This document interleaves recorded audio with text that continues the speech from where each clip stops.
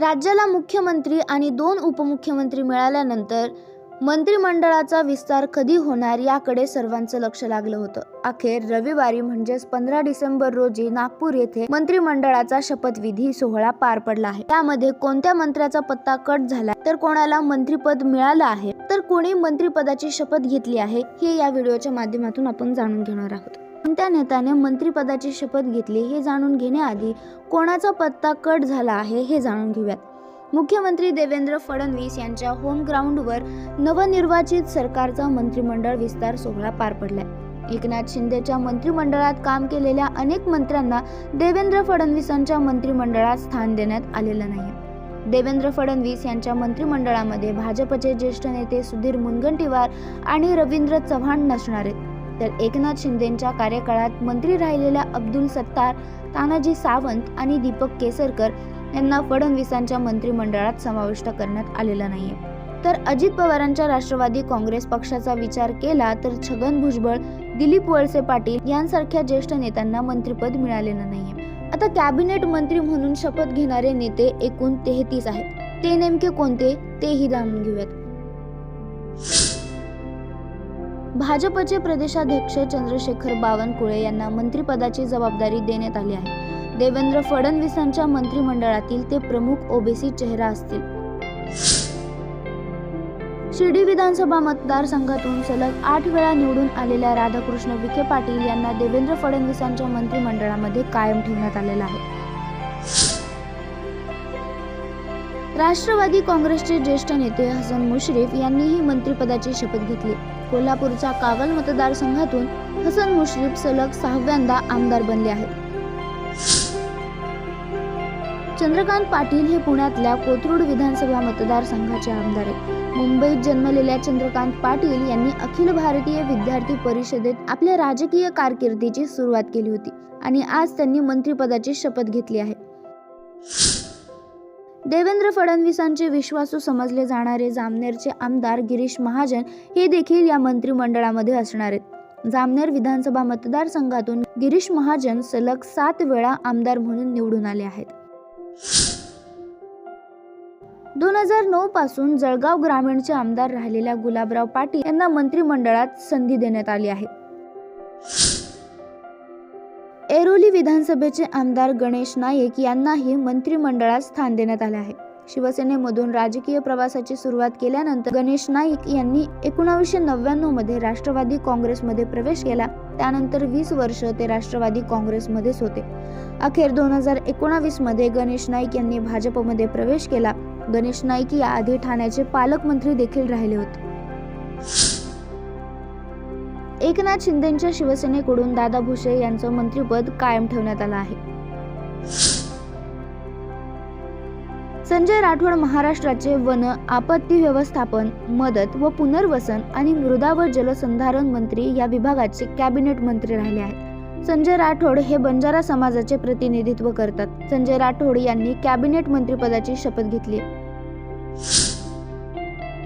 परळी विधानसभा मतदारसंघाचे आमदार धनंजय मुंडे यांनी देखील कॅबिनेट मंत्रिपदाची शपथ घेतली आहे.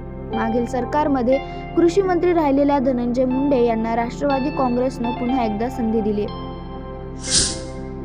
मंगल प्रभात लोढा हे मुंबईच्या मलबार हिल विधानसभा मतदारसंघातून सलग 7 वेळा निवडून आले आहेत. लोढा हे एकनाथ शिंदेच्या मंत्रिमंडळात पर्यटन आणि कौशल्य विकास मंत्री होते. मंगल प्रभात लोढा यांना पुन्हा एकदा मंत्रिमंडळामध्ये स्थान मिळालं आहे.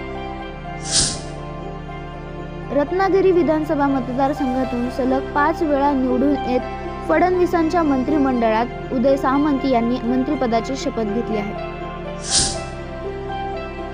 देवेंद्र फडणवीस यांच्या पहिल्या कार्यकाळात पर्यटन आणि रोजगार हमी मंत्री राहिलेल्या जयकुमार रावल यांनाही यावेळी मंत्रिपद देण्यात आलं आहे. त्यांनी देखील कॅबिनेट मंत्रिपदाची शपथ घेतली आहे. मागच्या काही वर्षांमध्ये राजकीय कारकिर्दीत अनेक चढउतार बघितलेल्या भाजपच्या राष्ट्रीय सचिव पंकजा मुंडे यांना पुन्हा एकदा मंत्रिमंडळात स्थान देण्यात आलेलं आहे. लोकसभा निवडणुकीत झालेल्या पराभवानंतर पंकजा मुंडे यांना विधान परिषदेवर आमदारकीची संधी देण्यात आली होती.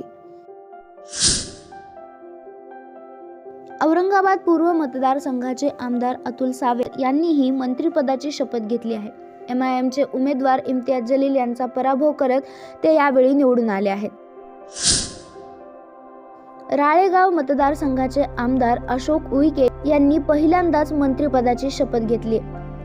2014 मध्ये राळेगाव मतदारसंघातून ते निवडून आले. त्यानंतर 2019 मध्ये त्यांना देवेंद्र फडणवीस यांच्या मंत्रिमंडळात आदिवासी विकास मंत्री म्हणून संधी मिळाली. आता तिसऱ्यांदा आमदार झाल्यावर पुन्हा एकदा फडणवीसांच्या मंत्रिमंडळात स्थान मिळालं आहे. शिवसेनेच्या शिंदे गटाकडून पाटणचे आमदार शंभूराज देसाई यांचं मंत्रिपद कायम ठेवण्यात आले. देसाईंनी देखील आज मंत्री म्हणून शपथ घेतली आहे. आशिष शेलार यांनीही मंत्रिपदाची शपथ घेतली. भाजपच्या राज्यातील मुख्य नेत्यांपैकी शेलार एक आहेत. वांद्रे पूर्व मतदारसंघातून असिफ झकारिया यांचा त्यांनी यावेळी पराभव केलाय. सलग तिसऱ्यांदा ते या मतदारसंघातून विजयी झाले आहेत. अजित पवारांच्या राष्ट्रवादी काँग्रेसकडून इंदापूर मतदारसंघाची निवडणूक लढवलेल्या दत्तात्रय भरणे यांनीही मंत्रिपदाची शपथ घेतली. आदिती तटकरे मागील सरकारमध्ये मंत्री राहिलेल्या आदिती तटकरे यांनीही मंत्रिपदाची शपथ घेतली. राष्ट्रवादी काँग्रेसचे प्रदेशाध्यक्ष सुनील तटकरे यांच्या त्या कन्या असून याआधी देखील त्यांनी मंत्रिपद भूषवलेलं आहे. पश्चिम महाराष्ट्रातल्या सातारा विधानसभा मतदारसंघातून शिवेंद्रराजे भोसले आमदार म्हणून निवडून आले आहेत. यावेळी त्यांनी कॅबिनेट मंत्रिपदाची शपथ घेतली आहे. सिन्नर विधानसभा मतदारसंघाचे आमदार माणिकराव कोकाटे यांनी देखील मंत्रिपदाची शपथ घेतली. कोकाटे यांनी अजित पवारांच्या राष्ट्रवादी काँग्रेसकडून निवडणूक लढवली होती. सातारा जिल्ह्यातील माण खटावचे आमदार जयकुमार भगवानराव गोरे यांनीही मंत्रिपदाची शपथ घेतली आहे. जयकुमार गोरे हे देवेंद्र फडणवीस यांचे विश्वासू म्हणून ओळखले जातात. विधानसभेचे माजी उपाध्यक्ष नरहरी झिरवाळ यांनी राज्याच्या मंत्रिपदाची शपथ घेतली. देवेंद्र फडणवीसांच्या मंत्रिमंडळातील प्रमुख आदिवासी चेहरा ते असणार आहेत. भुसावळचे आमदार संजय सावकारे यांनी देखील मंत्रिपदाची शपथ घेतली.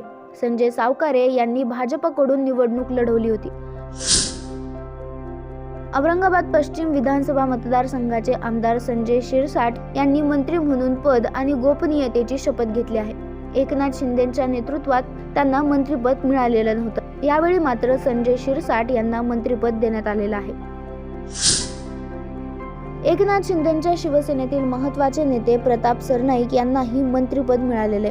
2024च्या विधानसभा निवडणुकीत प्रताप सरनाईक ओवळा माझिवडा मतदारसंघातून आमदार म्हणून निवडून आले आहेत. शिवसेना शिंदे गटाचे नेते भरत गोगावले यांनीही मंत्रिपदाची शपथ घेतली. कोकणातील महाड विधानसभा मतदारसंघातून भरत गोगावले 4 वेळा आमदार म्हणून निवडून आले आहेत. वाई विधानसभा मतदारसंघाचे आमदार मकरंद जाधव पाटील यांनाही मंत्रिपद मिळालेलं आहे. नागपूरमध्ये झालेल्या शपथविधी सोहळ्यात त्यांनी मंत्रिपद आणि गोपनीयतेची शपथ घेतली. कोकणातल्या कणकवली विधानसभा मतदारसंघाचे आमदार नितेश राणे यांना मंत्रिमंडळात पहिल्यांदाच संधी देण्यात आली आहे. आमदार नितेश राणे हे राज्यसभा खासदार आणि माजी मुख्यमंत्री नारायण राणे यांचे पुत्र आहेत. कणकवलीमधून नितेश राणे सलग तिसऱ्यांदा विजयी झाले आहेत. आकाश फुंडकर यांनीही मंत्रिपदाची शपथ घेतली. आकाश फुंडकर हे बुलढाणा जिल्ह्यातील खामगावचे आमदार आहेत. लातूर जिल्ह्यातील अहमदपूरचे आमदार बाबासाहेब पाटील यांनीही मंत्रिपदाची शपथ घेतली. बाबासाहेब पाटील हे मराठवाड्यातून आहेत. कोल्हापूर जिल्ह्यातील राधानगरी विधानसभेचे आमदार प्रकाश आंबेडकर यांना एकनाथ शिंदेच्या शिवसेनेकडून मंत्रिपदाची संधी मिळाली आहे. पुण्याच्या पर्वती मतदारसंघात सलग 4 वेळा निवडून आलेल्या माधुरी मिसाळ यांनी राज्यमंत्रीपदाची शपथ घेतली आहे. शिवसेना शिंदे गटाचे रामटेकचे आमदार आशिष जयस्वाल यांनीही राज्यमंत्रीपदाची शपथ घेतली आहे. मुख्यमंत्री देवेंद्र फडणवीस यांच्या मंत्रिमंडळात वर्धाचे आमदार पंकज भोयर यांना देखील संधी देण्यात आली आहे. परभणी जिल्ह्यातील जिंतूरच्या आमदार मेघना बोर्डीकर यांनीही राज्यमंत्री म्हणून शपथ घेतली आहे. मेघना बोर्डीकर 2019 मध्ये पहिल्यांदा आमदार म्हणून निवडून आल्या होत्या. ज्येष्ठ नेते रामप्रसाद बोर्डीकर यांच्या त्या कन्या आहेत. महाराष्ट्राचे माजी मुख्यमंत्री वसंतराव नाईक यांचे नातू आणि पुसदचे राष्ट्रवादीचे आमदार इंद्रनील नाईक यांनीही राज्यमंत्रीपदाची शपथ घेतली आहे. योगेश कदम यांनी देखील राज्यमंत्रीपदाची शपथ घेतली आहे.